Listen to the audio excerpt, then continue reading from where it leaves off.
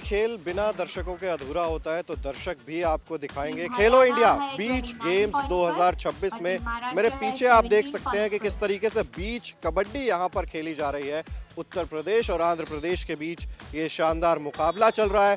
दूसरी तरफ अगर बात करें विमेंस कबड्डी में, विमेंस बीच कबड्डी में आप देखेंगे कि हरियाणा और महाराष्ट्र के बीच मुकाबला चल रहा है। तो एक तरफ गेम्स हैं और दूसरी तरफ यहाँ पर अगर हम आपको दिखाएं तो बीच के किनारे यहाँ पर आपको दिखाई देंगे बहुत सारे दर्शक जो कि एंजॉय कर रहे हैं बीच गेम्स को और यहाँ पर पहुंचे हैं। एक एक करके हम सभी से बातचीत करेंगे और आपको बताएंगे कि कैसा इमोशंस रहते हैं, कैसा फील करते हैं लोग। आप कहाँ से आए हैं? मैं जूनागढ़ से आई हूँ। जूनागढ़ से। क्या नाम है आपका? सोलंकी अमित सर। तो आप बीच गेम्स को एंजॉय कर रहे हो? हाँ, बहुत ज़्यादा। कौन सा बीच गेम फेवरेट है आपका? वैसे तो वॉलीबॉल। वॉलीबॉल फेवरेट है, लेकिन कबड्डी देख के मजा आ रहा है? हाँ, वो भी मज़ा आ रहा है। सरकार की योजना जो दरिया के नेचर के साथ एक सब लोग खेल रहे हैं, बहुत ही अच्छा लग रहा है। कल्चर से भी। कहाँ से आए हैं? सूरत। सूरत से आए हैं यहाँ पे गेम्स देखने के लिए या घूमने के लिए आए थे? कैंप ही हमारा। अच्छा, कैंप से आए हैं यहाँ पर। कैसा लग रहा है यहाँ पर पीछे बीच, इधर गेम्स, किस तरीके का माहौल है? ये सब देखते हैं मुझे ऐसा लगता है कि कॉमनवेल्थ गेम इंडिया में पॉसिबल है। बिल्कुल, यहाँ पे बहुत बड़ी बात कही है इन्होंने। ये सब देख के लगता है कि कॉमनवेल्थ गेम्स यहाँ पर पॉसिबल है और इसी तरीके से जब दर्शक चीयर करते हैं तो खेल का उत्साह जो है वो कई गुना और यहाँ पर बढ़ जाता है। खेलो इंडिया बीच गेम्स का सेकेंड एडिशन हम लगातार आपको दिखा रहे हैं। अलग अलग गेम्स हम आपको दिखा रहे हैं, लेकिन इन गेम्स को ज़मीनी स्तर पर कैसे इनको पूरा किया जा रहा है, क्या कुछ एफर्ट्स हैं इसके पीछे क्या कुछ चैलेंजेस हैं, इसके आगे का फ्यूचर क्या है, ये तमाम जानकारी हमें जाननी यहाँ पर ज़रूरी है। और ये कौन बताएगा? हमारे साथ इस वक्त मौजूद हैं स्पोर्ट्स अथॉरिटी ऑफ इंडिया के डीडीजी मयंक श्रीवास्तव जी। मयंक जी, सबसे पहले तो बहुत बहुत स्वागत है आपका इंडिया टीवी पर। Thank you very much. Khelo India beach games अगर हम बात करें, आप चलते चलते थोड़ा सा बात करेंगे। खेलो इंडिया बीच गेम्स जिस तरीके से क्या प्लान था इसके पीछे बेसिकली, और इसका हम कहते हैं ना कि बीज जो रखा गया वो कैसे दिमाग में आया और कैसे हम सोच रहे हैं कि एक दिन एक ऐसा पेड़ बन जाएगा कि इंडिया ही नहीं बल्कि इंटरनेशनल लेवल पर भी इंडियन एथलीट्स की बीच गेम्स में खासकर बात की जाएगी। तो ये जो सपना था ये कहाँ से निकल कर आया? Well, Khelo India events and competitions, Khelo India जो स्कीम है, भारत सरकार की फ्लैगशिप स्कीम है, उसका एक अभिन्न हिस्सा है। और पहले का तात्पर्य है कि 2024 तक 4 गेम हम लोग कराते थे, जिसमें खेलो इंडिया यूथ गेम, खेलो इंडिया यूनिवर्सिटी गेम, खेलो इंडिया विंटर गेम जो कि देश में शायद पहली बार हुए होंगे, और खेलो इंडिया पैरा गेम जो कि पैरा एथलीट्स के लिए एक नेशनल गेम जैसा है। बाद में माननीय मंत्री डॉक्टर मनसुख मांडविया जी का ये कहना था, उनका ये सोच थी, उनका ये कह लें कि एक विज़न था कि इस गेम को, चूँकि इसमें खिलाड़ियों को बहुत अच्छा मंच मिलता है, एक अंतर्राष्ट्रीय स्तर का आयोजन होता है और हम टेक्निकल कॉन्डक्ट उसी ढंग से करते हैं जिस ढंग से जो हमारी फेडरेशंस हैं वो अंतर्राष्ट्रीय मानकों के अनुरूप करें, इस हिसाब से, और रहने खाने इत्यादि की सुविधा भी हम उसी हिसाब से दें। तो उनका ये कहना था कि हम ऐसे हिस्सों को भी टारगेट करें जियोग्राफिकली जो पहुँचविहीन है, और ऐसे खेलों को टारगेट करें जिन पे अभी तक काम नहीं हुआ है। फ्यूचर में क्या प्लानिंग है बीच गेम्स को आगे ले जाने की? हम ओलंपिक्स की बात करते हैं, हम बहुत और भी काफ़ी सारे ऐसे गेम्स हैं जहां पर मेडल्स की हम बात करते हैं। तो फ्यूचर में इंडिया के लिए मेडल्स लेकर आ पाएँ और बीच गेम्स में भी आगे हमें और क्या कुछ देखने को मिल सकता है? फ्यूचर प्लान्स क्या हैं?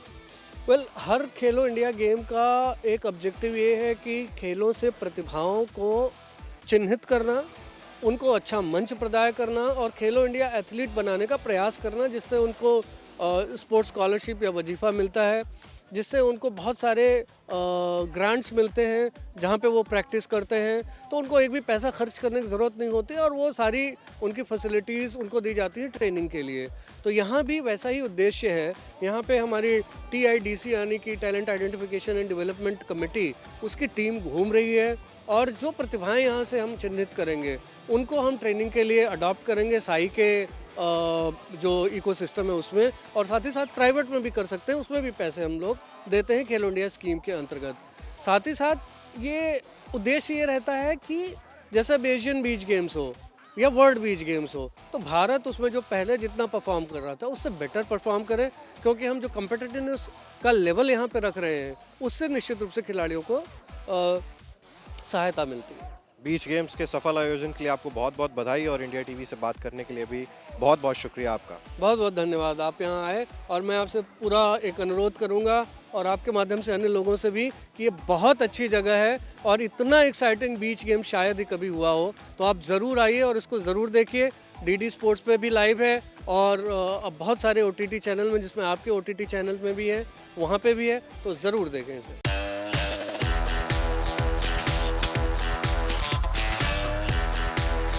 खेलो इंडिया बीच गेम्स दीव के सेकंड एडिशन में इस वक्त हम मौजूद हैं और बहुत सारे स्पोर्ट्स यहां पर आपको देखने को मिलते हैं। आप बीच कबड्डी के बारे में जानते होंगे, आप बीच वॉलीबॉल के बारे में जानते होंगे, आप टग ऑफ वॉर के बारे में भी जानते होंगे, लेकिन शायद एक स्पोर्ट ऐसा है जिसके बारे में आप उतना ज़्यादा नहीं जानते हैं, लेकिन इसके पीछे की कहानी बहुत दिलचस्प है और उस पीछे की कहानी को भी बताएंगे। सबसे पहले आप यहाँ पर ये तस्वीरों में देखिए, ये सर्कल के अंदर फाइटिंग, इसका 2 फॉर्म्स है। बेसिकली हम बात कर रहे हैं यहाँ पर पेंचक सिलेट के बारे में। पेंचक सिलेट की 2 फॉर्म्स यहाँ पर दिखाई जाती हैं। इस तरफ जो आप तस्वीरें देख रहे हैं ये फाइटिंग इसकी जो है फॉर्म है।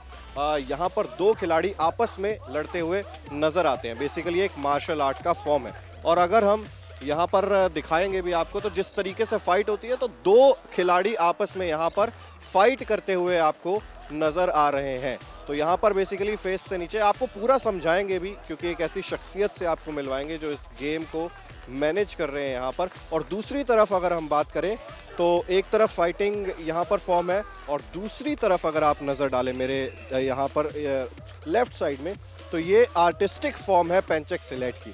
तो ये दोनों जो है बिल्कुल डिफरेंट फॉर्म्स हैं और इनका महत्व भी अलग अलग है। और इस पेंचक सिलेट के बारे में ज़्यादा जानकारी देंगे आपको। यहाँ पर मौजूद है हमारे साथ मोहम्मद इकबाल जी, जो कि कंपटीशन मैनेजर हैं पेंचक सिलेट का। सर, इंडिया टीवी पर बहुत बहुत स्वागत है सबसे पहले तो आपका। Thank you so much. देखिए, पेंचक सिलेट के 2 फॉर्म्स है, फाइटिंग आर्ट और आर्टिस्टिक आर्ट। फाइटिंग आर्ट जो भी आप मेरे पीछे देख ही रहे हैं, तो फाइटिंग कॉम्बैट है, फाइट खेली जाती है। लेकिन इस मार्शल आर्ट में एक खूबी है कि आप फेस पे अटैक नहीं कर सकते। यूजुअली आप सारे मार्शल आर्ट देखते, जितने भी मार्शल आर्ट है वो ज़्यादा फेस इंजरीज होती है, लेकिन ये मार्शल आर्ट में एक खूबसूरती है कि आप इसमें फेस को हिट नहीं कर सकते। अगर आपने फेस को हिट किया तो आपको माइनस दिया जाएगा या डिस्क्वालीफाई किया जाएगा अगर मेजर इंजरी फेस को हो गई है। और उसके साथ साथ इसके 4 आर्टिस्टिक फॉर्म्स हैं। आर्टिस्टिक फॉर्म में तुंगल, गांडा, रेगो एंड सोलो। तुंगल हो गया कि जो इंडिविजुअली एक सिंगल एथलीट परफॉर्मेंस करेगा, उसको तुंगल बोला जाएगा। 3 मिनट का राउंड होता है। 3 मिनट में उसको अलग अलग मूव्स करने हैं जो कि फिक्स्ड मूव्स होते हैं। उसमें एजिलिटी, उसमें स्टेमिना और उसमें परफॉर्मेंस या बैलेंसिंग देखी जाती है। और इसके अलावा जो गांडा इवेंट है, गांडा इवेंट एक ड्यूअल परफॉर्मेंस है। जैसे मूवीज़ में कोरियोग्राफी फाइट्स होती है, वैसे गांडा इज़ द सेम पैटर्न। और 3 मिनट तक उनको कोरियोग्राफी पूरा करना है और हर एक मूव पूरी सटीक से होना चाहिए, पूरी हिम्मत से जान लगा के इवेंट मूव्स होने चाहिए।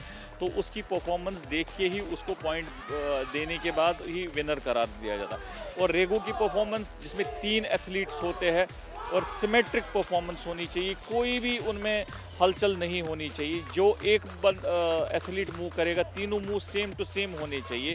फ्रिक्शन ऑफ सेकंड्स की भी फ़र्क नहीं होती और 3 मिनट का उनका भी ये रहता है। और उसके बाद सोलो क्रिएटिव है। सोलो क्रिएटिव खुद जो इंसान ने क्रिएट किया होगा परफॉर्मेंस, वो उसको परफॉर्मेंस दिखानी है, ताकि अगर वो जजेस को लुभा गई तो उसको पॉइंट्स मिलेंगे। तो ये 4 इवेंट्स आर्टिस्टिक के हैं, जो कि सैनी के अंडर आता है, आर्टिस्टिक आता है। और फाइटिंग ये है जो जिसमें एक दूसरे के साथ भिड़ता है एथलीट। फ्यूचर किस तरीके से देखते हो आप और इसको और ज़्यादा प्रमोट कैसे किया जाए, ज़्यादा यंगस्टर्स जो आ रहे हैं वो इसमें आकर पार्टिसिपेट करें, उसके लिए क्या विज़न आपको नज़र आता है? देखिए, as far as future is concern, this sport is recognised sport and it's also under job quota. हमारे बहुत सारे एथलीट जो यहाँ पे आए हैं खेलने के लिए, they got the job on the basis of pencak silat, क्योंकि department of personnel and trainings ने भी इसको अडॉप्ट किया है इन द जॉब कोटा। और इसके अलावा बहुत सारे स्टेटों में बच्चों को मेडिकल सीट्स मिली है इस पे। जैसे हमारे जम्मू कश्मीर में भी बहुत सारे डॉक्टर इंजीनियर इस स्पोर्ट पे बने हैं। और बहुत सारे बच्चों को सरकारी नौकरियां भी मिली है। We are very thankful to honourable prime minister and our energetic sports minister Mansukh Mandaviya ji और हमारी मैडम रक्षा खड़से जी काफ़ी सपोर्ट किया, और स्पोर्ट्स अथॉरिटी ऑफ इंडिया भी काफ़ी सपोर्ट करती है इस स्पोर्ट को। इसके अलावा यहाँ की दमन दीव गवर्नमेंट भी बहुत सपोर्ट करती है। और तीसरा एडिशन, असल में देखा जाए कि ये बीच का 3rd एडिशन था। पहले जब साल इन्होंने इंट्रोड्यूस किया 2023 में, तब वो खाली बीच गेम्स था। फिर गवर्नमेंट ऑफ इंडिया को भी आया कि एक नया एडिशन स्टार्ट हो रहा, तो लास्ट ईयर मई में ही, अभी 7 महीना पहले ही साई ने फर्स्ट खेलो इंडिया किया मई मंथ में, और 2nd एडिशन आज 8 महीने बाद हो गया है। और तीनों एडिशंस में pencak silat was incorporated as a medal sport and we are very thankful to the Daman Diu government. जो यहाँ के एडमिनिस्ट्रेटर है उनके भी थैंक यू हम करते हैं, यहाँ का स्पोर्ट्स विभाग है। और बच्चों का फ्यूचर है, तभी जाके बच्चे मेहनत कर रहे हैं इस पर। और आप भी देख रहे हैं कि एलीट लेवल के एथलीट्स यहाँ आए हैं और अपना लोहा मनवा रहे। 24 स्टेटों से क्वालिफाई होके आए हैं बच्चे यहाँ पे।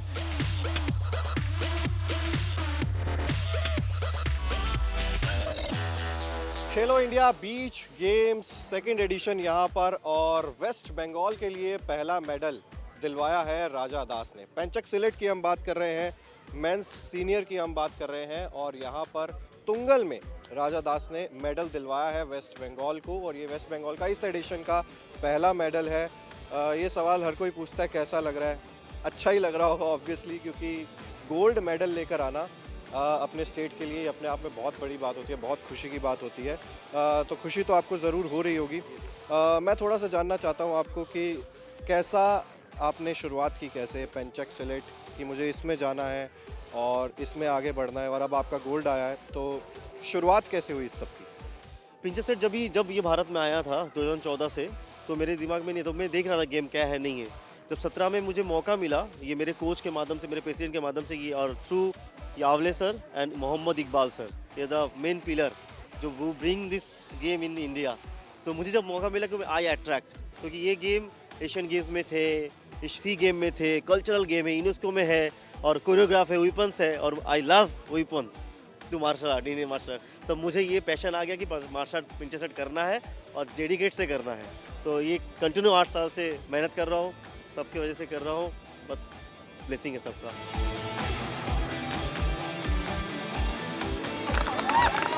हरियाणा में एक कहावत है, चोरियां चोरों से कम है के। तो इस तरीके से ही यहाँ पर हम खेलो इंडिया बीच गेम्स में ये मेडलिस्ट के साथ मौजूद हैं। और ये बात मुझे पता चली है कि अगर गोल्ड मेडल चाहिए हो तो प्रिंसेस को कॉल कर लो, गोल्ड मेडल मिल जाएगा। पिछली बार भी गोल्ड लेकर आई हैं, इस बार भी गोल्ड लेकर आई हैं। तो बाकी लोगों के लिए गोल्ड छोड़ने की बिल्कुल भी इच्छा नहीं होती है कि सारे गोल्ड आपको ही चाहिए? जब इस चीज़ की पॉसिबिलिटी है तो कोशिश क्यों ना की जाए। तो बाकी लोग मतलब सिल्वर और ब्रोंज से संतुष्ट रहे, गोल्ड तो मैं ही लेकर जाऊंगी, ये मकसद शुरू से रहा है। नहीं, बात ऐसी नहीं है, सबने अपना अपना पूरा एफर्ट दिखाया था। एंड फिर चलिए जोक सपाट, ये तो मैं मजाक कर रहा था, लेकिन प्रिंसेस अलेक्जेंडर थॉमस जो आपने पेंचक सिलेट में ये मेडल जीता है, इसके पीछे की कहानी हम जानना चाहते हैं कि शुरुआत कहाँ से हुई थी। मेडल्स की शुरुआत ऑब्वियसली बहुत पहले हो गई होगी, लेकिन आपके मन में कब से ये ख्याल आया कि मुझे इस स्पोर्ट में जाना है? जी, तो मैं पिछले 18 साल से मार्शल आर्ट्स कर रही हूँ, टाइकोंडो कर रही हूँ। फिर मुझे ब्रेसेस थे, तो जिसकी वजह से मेरे फेस पे अटैक होने की वजह से I used to get blackout during martial arts, because taekwondo में फेस किक्स होती हैं। I got introduce to this art जहाँ पे फेस पे बिल्कुल अटैक ही नहीं है, which is when I was introduce 8 साल पहले। तब से मैं सिलाट कर रही हूँ। आई यूज्ड टू फाइट, अभी थोड़ी लिगामेंट एंड इंजरी की वजह से I do performative artistic only. चलिए सिल्वर मेडल पर चलते हैं और इन्हीं से जानते हैं कि कहाँ से आती हैं और क्या नाम है आपका? मेरा नाम भूमिका जैन है, मैं मध्य प्रदेश से हूँ। मध्य प्रदेश को पहला मेडल इस एडिशन का तो आपने दिलवा दिया है, तो कैसा महसूस कर रही है? बहुत शानदार। आपकी शुरुआत कैसे हुई? क्योंकि चलो बीच के आसपास, जैसे हमने दीव वालों से बात की, गोल्ड आया ठीक है, लेकिन मध्य प्रदेश जैसी जगह पर बीच स्पोर्ट उतना ज़्यादा पॉपुलर नहीं है, तो वहाँ पर आप किस तरीके से प्रैक्टिस करती हैं? वहाँ पर हम लोग की एकेडमी है, ये गेम मैं 2015 से खेल रही हूँ। वहाँ पर ही मैट पे प्रैक्टिस किया और फिर यहाँ पे परफॉर्म किया, प्लेटफॉर्म मिला अच्छा खेलने के लिए। तो वहाँ पे इसी तरीके की फैसिलिटीज़ आपको मिल जाती हैं सेम कि बीच, सैंड और उस तरीके का? बीच नहीं, मैट पे। मैट में ही आप प्रैक्टिस करते हैं, उसके बावजूद यहाँ पर सैंड में आकर उस तरीके से परफॉर्म करना, ये अपने आप में बहुत बड़ी बात हो जाती है। चलिए 2 ब्रोंज मेडलिस्ट हमारे साथ यहाँ पर हैं। आपका क्या नाम है? सिमरन कौन से स्टेट को आप? चंडीगढ़ रिप्रेजेंट कर रही हूँ चंडीगढ़। तो ये पंजाबी भी जो है पीछे नहीं रहते हैं, ये चीज़ तो ये है। मैं हरियाणा से हूँ, हमेशा से हरियाणा एक ही बात है, represent हरियाणा करती पंजाब हूँ। भाई भाई। हाँ जी, अभी चंडीगढ़ रिप्रेजेंट कर रही हूँ। आप कहाँ से हैं? मैं किरनाक्षी महाराष्ट्र से। चलिए, महाराष्ट्र और यहाँ पर चंडीगढ़ को मिला है ब्रॉन्ज मेडल। आपकी शुरुआत कैसे हुई थी उसके बारे में अगर आप बता सकें तो। जी, मेरी शुरुआत after school bus self defence को इंटरेस्ट में लेके हुई थी और हमारे कोच विनोद कुमार उन्होंने इस गेम से इंट्रोड्यूस करवाया। उसके बाद जैसे उन्होंने सपने दिखाए हम मेहनत करते रहे और यहाँ तक पहुँच गए। उनकी दया से, उनकी रहम करम से और हमारी फेडरेशन के वर्क से मैंने एशियन गेम खेला, एशियन चैम्पियनशिप खेला, वर्ल्ड चैम्पियनशिप खेला और आज ये प्लेटफॉर्म भी रिप्रेजेंट कर रहे हैं। बहुत अच्छा लग रहा है, बहुत बेहतर महसूस हो रहा है। बहुत अच्छा। और महाराष्ट्र की कहानी क्या रही है? कैसे पेंचेक सिलेट को आपने क्या सोच कर चूज़ किया? क्योंकि बहुत सारे स्पोर्ट्स में जा सकते हैं जब आप यंग होते हैं, तो पेंचेक सिलेट ही क्यों? पिंचेक सिलेट चूज़ करने का कारण है मेरे पापा। एक सबसे बड़ा इंस्पिरेशन है मेरे लिए, जो खुद एक इंटरनेशनल प्लेयर है इस गेम में, और वो ही मुझे ट्रेन करते हैं कॉम्पिटिशन्स खेलने के लिए, एंड दैट्स व्हाट इंटरेस्ट है मुझे इस गेम में। चलिए, तो मिलवाया हमने आपको मेडलिस्ट से सारे गोल्ड, सिल्वर और ब्रोंज। यहाँ पर पेंचेक सिलेट विमेंस सीनियर के ये सारे मेडलिस्ट हैं। आपको बहुत बहुत बधाई, सबको many congratulations and thank you for talking to India TV. Medals यहाँ पर आने शुरू हो गए हैं खेलो इंडिया बीच गेम्स में, और आगे आगे और भी मेडल्स आने अभी बाकी हैं। कैमरा पर्सन राजेश्वर गुप्ता के साथ चिराग, DU इंडिया टीवी।